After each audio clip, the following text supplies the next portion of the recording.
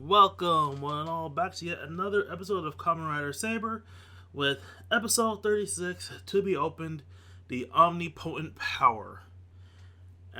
So this is the episode that is the debut of Kamen Rider Solomon, our 12th writer for this whole series. That means we're only one step away from reaching the Ryuki 13 writers, which, that'll be a feat, especially considering the fact that unlike Ryuki, all of them are in canon and not just like movie exclusive or don't show up in like one episode or so. No, these are all writers that show up multiple times across the series. That's probably why this series feels so fucking boring at times. Yeah, I know this particular episode's coming late. The episode in question wasn't late, even with the whole toy thing going around right now, so I had some personal stuff to deal with. But we're going to get into the episode starting now. So the episode starts off with Sophia basically telling everybody her big secret, that she's basically a homunculus that was created to serve Luna's role as a sacrifice to summon the Book of Destiny, which I'm still going to call it that because it's still the Book of Destiny. So yeah, she was basically she's a homunculus who was made to serve Luna's role, but is a failed creation, so she couldn't fulfill her duty, and she ended up being sent to Northern Base in order to basically man the station there. Everyone's a little shocked for a second, but they basically agree that Sophia is Sophia, and that doesn't matter what she is. Also, based on the question of what exactly Luna is, because we haven't heard anything about parents from her. I mean, parents aren't even that big a deal because we don't even hear anything about Toma's parents. But still, this also implies that Luna isn't human, which that's interesting. We also learn that Toma is basically the reason he's destined for great power is because he was chosen by Luna in order to achieve great power. So at least that's something. At least that's something. So it's not just he was destined. No, he was chosen by Luna, who was the chooser in this case. And I wonder if Kento feels gypped because it could have either been him or Toma, but ended up being Toma. Anyway, the gang still has the same plan as last time. They had a lull in the enemy activity of, let's try getting back our friends who deserted. So, at first, Toma is going to go try to find Kento again, but Yuri decides to be the one to go find him, and everyone else is going to go after Ren, because, Ren is still out on his own, being a little miscreant with disaster. And this episode does give us a glimpse, and by glimpse I mean like a brief moment of Ren's backstory, in which his former master tells him to pursue strength at all cost, which would explain his obsession with power. And in this case, it's hinted by Zast that he wants to rejoin the group, in particular to work alongside Toma, which feels weird. I mean, he does flash back to that scene where Kento tells him that Toma is strong in a different way than both him and Ren, when Kento told him that. But I would like a better explanation for why he's so obsessed with Kento, because again, we don't have an explanation for that even 30 episodes in, almost 40 now, dear God. So yeah, all of that is interrupted when Master Logos basically pops off and decides to call everybody to have a fight against him. In which case, he reveals himself as Kamen Rider Solomon using the Omniforce book, which is funny because it's kind of a pun. Omniforce, Omnibus. It's a play on words in a way. So again, it's that classic Japanese pun thing. But it's like, I kind of like this one, especially because it reminds me of Omnimon, because I'm a Digimon nerd too.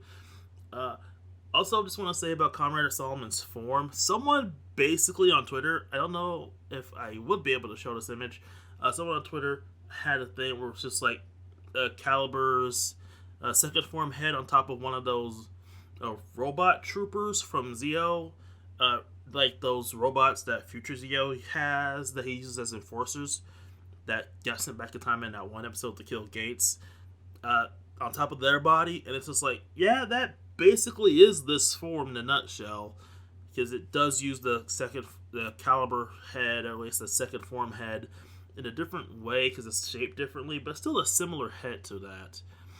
Anyway, Kamen Solomon's here. He does his whole new writer debut thing and shows off his new powers, and they can't stand up against him because he's so damn strong. Because new writer debut, and no one has a power up yet to defeat him. And like Toma's like what, a few episodes away from his final form, and so he loses. So he beats their ass and decides to dip, but not before putting these books literally all over the world. Like he puts them like every major location across the world.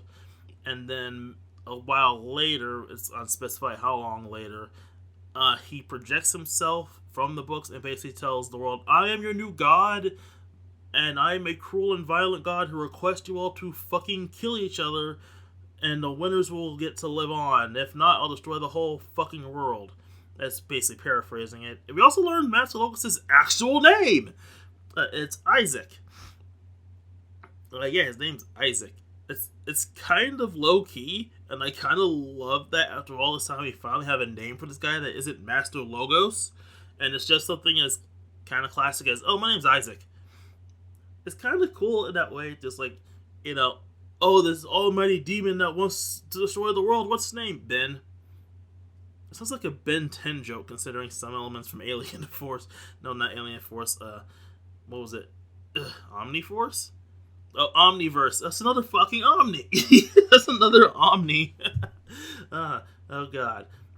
Anyway, obviously this doesn't go down well with Reika or Ryuga, who basically restate their clan's goal of serving Master Logos, and if they deem the current Master Logos to not be suitable, they will eliminate him. So they, again, act as the source of Logos's cleaners / hitmen. They even will assassinate Master Logos if he's deemed unacceptable. And my question is, why is it unacceptable now? Is it because he revealed their organization to the world in that way? Because he wants to cause a war?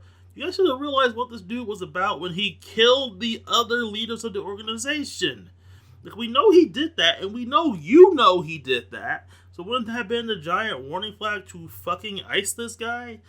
But apparently now he's crossed the line despite, all the evil shit he's done. And I guess that Ryoga doesn't know he's working with the Megiddo, so that would have been their big red flag.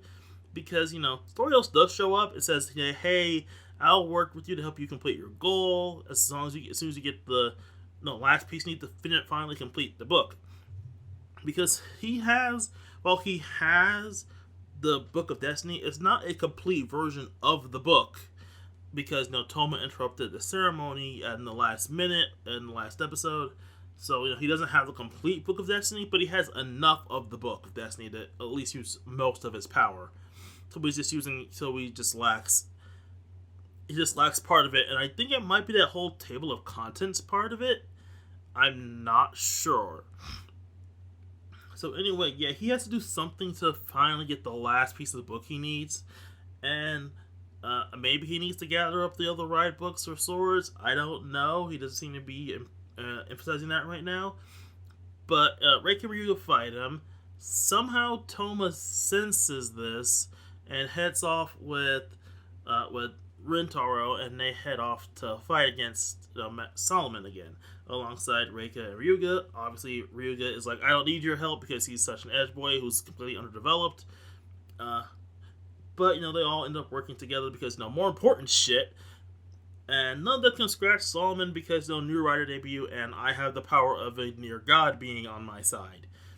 So Solomon wins that fight, and they have to escape. Well, they escape because Yuri comes in and helps them.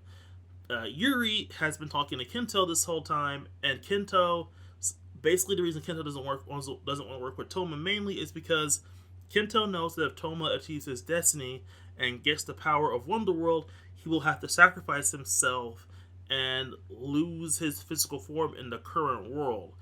So here's a question. Is that what happened to Tassel? Is Tassel the way he is because he became connected to Wonderworld and became the one to get Wonderworld's power, and then ended up having to live in Wonderworld because he couldn't survive in the real world anymore? That's honestly some interesting world building that just got dropped. Anyway, Kento knows this, and he wants to avoid that, as he wants a world where him, Toma, and Luna can all live together happily, and not just one where one has sacrificed the other for the sake of a better world. That's part of the reason that Kento, despite seeing the various futures that he's predicted change, still refuses to join with Toma because he doesn't want to lose Toma and wants to protect the world and Toma, not just one or the other. So he hasn't gone full Homura. He says, fuck the world, I want to save my boyfriend. Although in this case, I'm pretty sure they're going to try to keep it platonic because, Kamen Rider, outside of the one character that's kind of a joke about his character, they don't really do that much.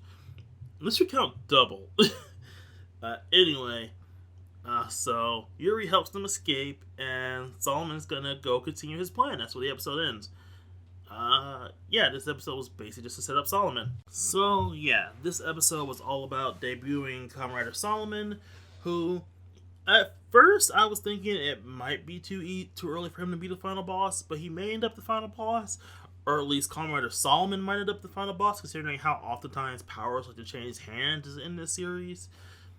Because we already know of at least 3 people who have been Caliber, at least 2 who have been Saber and Blades, and we have, the prequel stories to tell us who was the previous Espada, who was the previous Kenzan, and who was the previous Buster. So we do know these powers can change hands, so obviously, that would also apply to Solomon's powers when someone can get the book, because the sword isn't even tied to the book. The sword is separate from the book, at least it's a part of the book's power.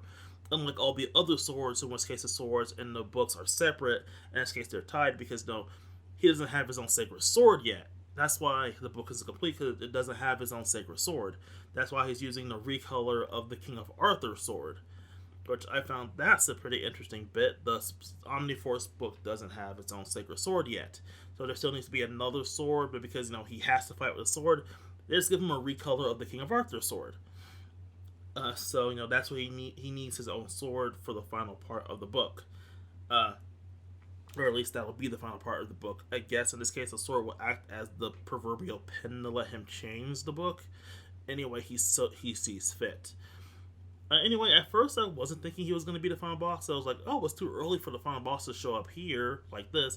But then I thought about X-Aid, and then I remembered, oh right, fucking Kamen Rider Chronos. He showed up actually earlier than Solomon. I was like, oh right, he showed up in 32 or 33? Yeah, so he showed up actually hella earlier, and I'm just like, well, why did I forget how early Chronos showed up? Maybe it was because X-A's writing was so on point that even though Chronos was showing up, and a lot of the episodes evolved into trying to figure out a way around Chronos, it didn't feel like it because there was a lot going on in a lot of good ways. In this case, there isn't, because it's all going to devolve until we have to find out how to actually beat Solomon, which the answer will obviously be in Toma's final form, which we might see next month, considering the fact that we are about 3 months away from the next season. It's May at time of recording, so June, July, August, about 3 months away. And we do have at least a trademark for the next Kamen Rider's name. I'm not going to talk about that. I'm just going to just leave that aside until we get some more clear evidence. Basically until the first episode comes out, because I don't do new shit. I just talk about the episodes.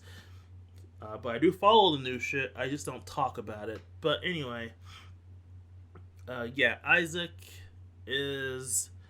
Basically, we also know a lot of his motivation. He hates that he was born as Master Logos, that his clan has been tied to the world, and he wants to separate himself from that.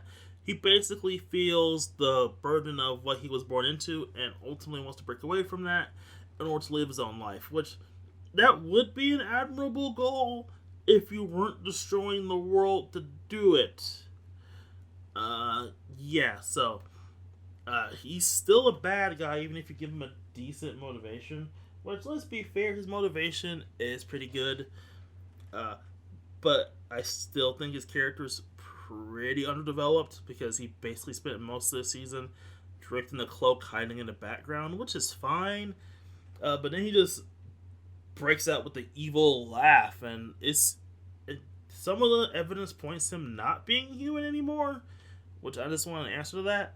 And then we also have Storios to deal with, who is kind of setting himself up to basically be a Starscream and steal the final boss powers for himself for the final fight. Because either gonna be him or Storios, and we know Storios is doing some shady shit in the background because he made his own Sophia.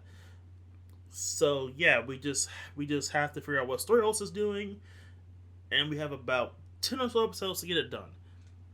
Oh god, this feels like this should have happened earlier. But yeah. So yeah. Oh, also, Bato's still around. Like he just shows up and was like, "How are you around? Didn't Logo seal you back away?" Like he kind of did, but apparently when the books and shit scattered in the last episode, he came back too, and was like, "Okay, what are you gonna do now? You gonna join Isaac's side, or are you going to do your own thing and try to bring about the end of the world your own way?" Because you're also a villain who wants to end the world, to end all human suffering. So I would make the Final Fantasy X joke, but in that series that makes sense considering how ghosts work in that game. So I can't really make that joke in good faith. Everyone seems to forget how the ghosts in Final Fantasy X work. And under that idea, that plan actually makes a lot of fucking sense. But yeah. So yeah, Isaac is okay as the main villain. I don't think he's going to stay the main villain. I think Storios is basically going to be Storios and steal the main villain role away from him. And yeah, I don't think we're going to get a 0-1 type ending where the main writer becomes a villain for 5 minutes and then it just becomes a clash against evils. Because this series hasn't set that shit up at all. I mean, to be fair, 0-1 barely did, but it forced it to work in a way. We'll talk about that when we get to the inevitable 0-1 video in 10 years. I'm joking. I'm working on a Hibiki video now, which involves a lot of watching Hibiki, and Hibiki's slow. Incredibly slow. But, yeah. So, overall, this episode's fine.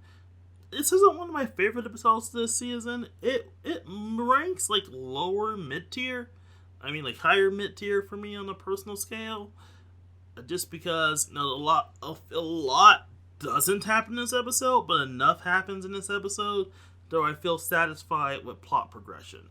But I also feel like not enough happens in this episode. And I think a lot of Saber's problems result from having way too many fucking characters to juggle around at once. So yeah, hopefully the next season will have less writers, because there's a reason most of Ryuki's 13 writers weren't active all at once, and this is that reason.